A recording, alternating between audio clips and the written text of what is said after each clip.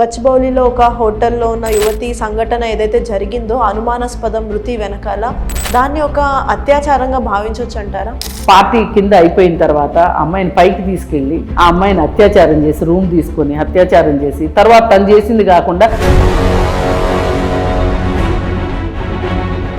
అదే అక్కడ అబ్బాయి అయినా అమ్మాయి అయినప్పటికీ వాళ్ళు సెల్ఫ్ జాగ్రత్త ఉండాలి అనేది ఎందుకు వాళ్ళకి థాట్ ప్రాసెస్ ఎందుకు రావట్లేదు? వీళ్ళు ఆనందంగా ఉండాలి అనే దాని ముందు ఈ జాగ్రత్తలు తీసుకోవడం అనేది అసలు వాళ్ళకి ఆ క్షణాల్లో గుర్తుకే రావట్లేదు. నేను ఎంజాయ్ చేయాల్సిందే, ఎంటర్టైన్ అవ్వాల్సిందే అనుకుంటున్నారు. దాని మూల్యం ఇవాళ ఒక ప్రాణం అయిపోయింది.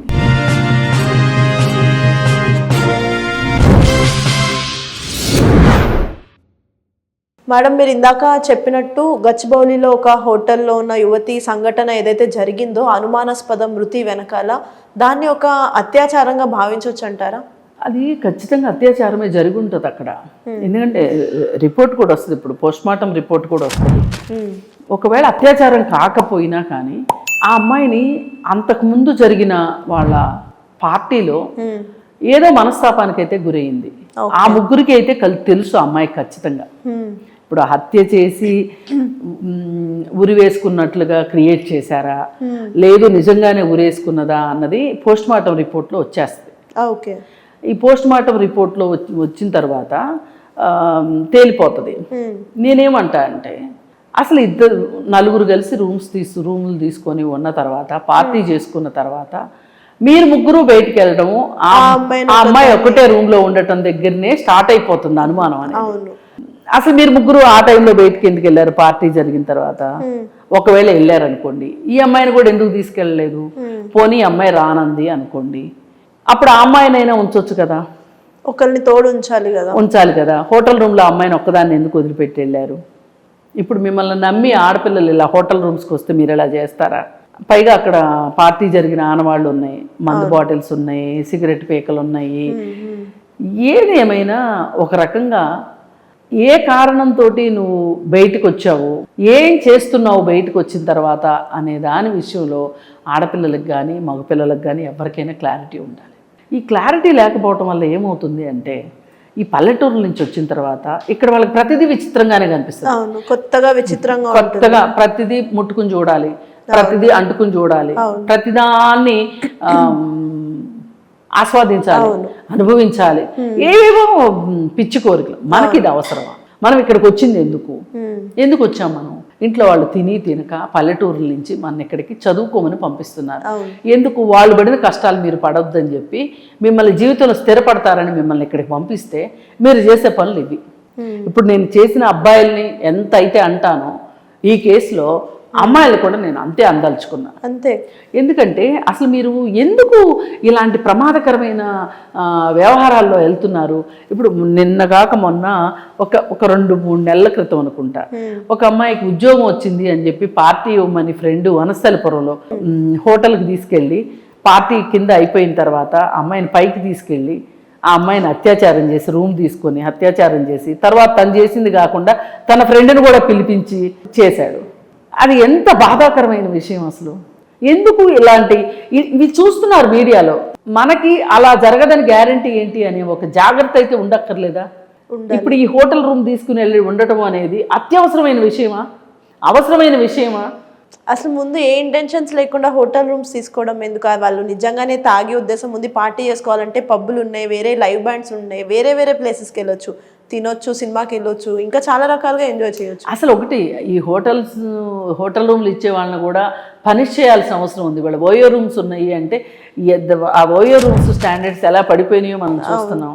చాలా దారుణమైన పరిస్థితికి ఓయో రూమ్స్ వచ్చేసినాయి. మరి ఈ పరిస్థితుల్లో ఇట్లాంటి కండిషన్స్లో మనం ఎందుకు ఇట్లాంటివి జరుగుతున్నాయి అని కనుక మనం ఆలోచిస్తే వీళ్ళు ఇలా చేయకపోయినా వీళ్ళ చదువులు కొనసాగించవచ్చు, ఉద్యోగాలు సంపాదించవచ్చు. మరి బరితెగింపు ఎందుకు వస్తుంది ఇట్లా? పైగా ఈ విషయంలో మళ్ళీ ప్రాణాలు కోల్పోయేది లేకపోతే ఏదైనా వేదనకి గురి అయ్యేది మహిళలే అవుతున్నారు. పురుషులకి ఏమో దుమ్ము దులిపేసేసుకుని పక్కకి వెళ్ళిపోతున్నారు. వాళ్ళు బాగానే వాళ్ళ తర్వాత జీవితాల్లో వాళ్ళు బాగానే ముందుకు వెళ్ళిపోతున్నారు. ఇక నష్టపోతుంది ఎవరు? ఆడవాళ్ళు.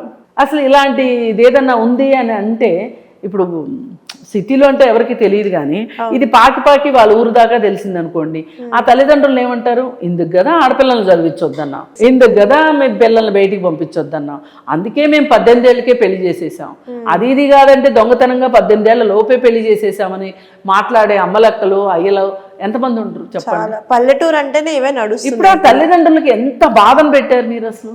మీరు ఒక్క జాగ్రత్త తీసుకోవాలి. అసలు అబ్బాయిలు పోనీ వెళ్తున్నారు, విచ్చలవిడిగా తిరుగుతున్నారు, వాళ్ళకి ఏం జరిగినా కానీ పట్టదు అని అంటున్నారు కదా, అమ్మాయిలు ఎందుకు ఇలా తయారవుతున్నారు, ఇంత అజాగ్రత్తగా ఎందుకు? అంటే ఇక్కడ నేను మిమ్మల్ని మీరు అడిగిన దాన్ని డిఫర్ అవుతున్నా. అసలు అమ్మాయిలే జాగ్రత్తగా ఉండాలి అనేది కరెక్ట్ కాదు. అమ్మాయిలైనా అబ్బాయిలైనా జాగ్రత్త ఉండాలి, కానీ ఇలా జరుగుతున్నాయి, ఆడవాళ్ళకి ఎక్కువ ఇంపాక్ట్ పడుతుంది అని అన్నప్పుడు నువ్వు పార్టీకి వెళ్ళు, ఎక్కడికైనా వెళ్ళు, ఇది వంతు జాగ్రత్త నువ్వు చూసుకోవాలి కదా. సమాజంలో రావాల్సిన మార్పు ఇది. ఏంటంటే అమ్మాయికైనా అబ్బాయికైనా ఒకే విలువ ఇచ్చారనుకోండి, ఒకే వాల్యూ సిస్టమ్ ఉందనుకోండి, అప్పుడు మగవాళ్ళు చేయాలని ఎందుకు అనుకుంటారు? అరే ఇప్పుడు ఆ అమ్మాయిని అన్నట్లే నన్ను అంటారు అనే ఒక భయం ఉందనుకోండి, మగవాడు చేయడానికి సిద్ధపడ్డ కదా. ఇప్పుడు ఆడవాళ్ళు వెళ్ళేం మగవాళ్ళని రేపులు చేయట్లేదు కదా, మగవాళ్ళే కదా ఆడవాళ్ళని రేపులు చేస్తున్నారు, అత్యాచారాలు చేస్తున్నారు, వేధింపులకి గురి చేస్తున్నారు. కొంతమంది ఆడవాళ్ళు మగవాళ్ళని కూడా దోపిడీ చేయవచ్చు, డబ్బుల విషయంలో కావచ్చు, ఇంకో విషయంలో ఇంకో చేయొచ్చు. అవి ఎక్కడో మైనర్గా 1 or 2 ఇన్సిడెంట్స్ పట్టుకొని అందరికీ జనరలైజ్ చేయలేము. అదే అక్కడ అబ్బాయి అయినా అమ్మాయి అయినప్పటికీ వాళ్ళు సెల్ఫ్ జాగ్రత్త ఉండాలి అనేది ఎందుకు వాళ్ళకి థాట్ ప్రాసెస్ ఎందుకు రావట్లేదు? అంటే వీళ్ళు అసలు వీళ్ళు ఆనందంగా ఉండాలి అనే దాని ముందు ఈ జాగ్రత్తలు తీసుకోవడం అనేది అసలు వాళ్ళకి ఆ క్షణాల్లో గుర్తుకే రావట్లేదు. వాళ్ళకి ఎంతసేపు ఏమవుతుంది, సిటీలో నన్నెవరు చూస్తారు, ఎవరికేం తెలుస్తుందిలే, నేను ఎంజాయ్ చేయాల్సిందే, ఎంటర్టైన్ అవ్వాల్సిందే అనుకుంటున్నారు. కానీ దాని విలువ, దాని మూల్యం ఇవాళ ఒక ప్రాణం అయిపోయింది. ఇప్పుడు ఆ తల్లిదండ్రుల అమ్మాయిని BSc నర్సింగ్ చేపిస్తున్నారు, ఎంత బాధపడతారు చెప్పండి. ఇప్పుడు దీని ఎఫెక్ట్ వాళ్ళ చుట్టాలు, వాళ్ళకి తెలిసిన వాళ్ళు, వాళ్ళందరి కుటుంబాల మీద పడుతుంది. ఎవరైనా ఆడపిల్లలను చదివించాలంటే ఆలోచిస్తారు.